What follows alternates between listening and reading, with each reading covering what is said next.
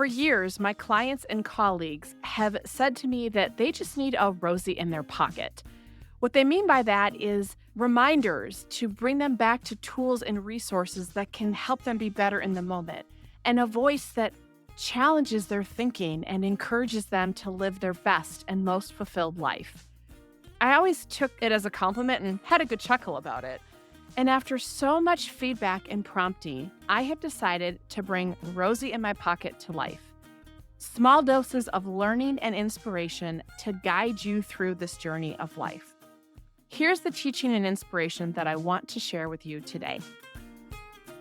Psychological safety resides at the local team level, and we can have psychologically safe families, work teams, and more.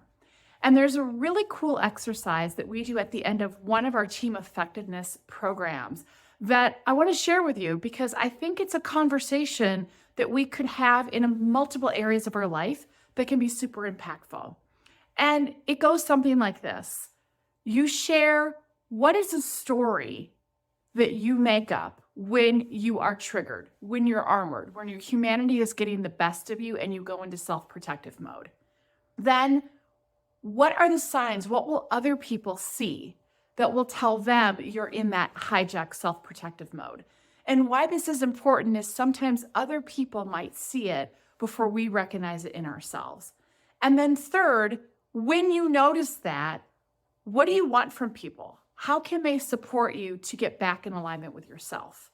So as an example, for me, the story I make up when I'm in that hijacked mode is that it's all up to me. I have to do it myself.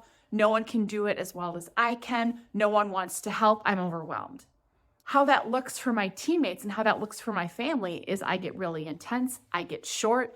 I talk faster than I already do. And I just get heads down, task focused, and lose connection with people. And what I ask for from others when they notice that, I'm a humor person. So say, hey, my team members say, Rosie, when's your next pedicure? That's code. Or, hey, are you okay? Or what's going on, feisty pet? So it's a conversation we have. And when each team member goes, one, it normalizes and we realize, oh my gosh, it's not just me. But two, then we learn how we can support others.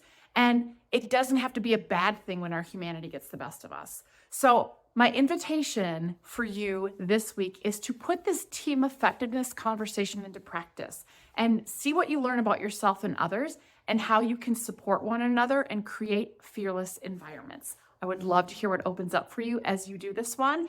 And remember, never let anyone dull your sparkle.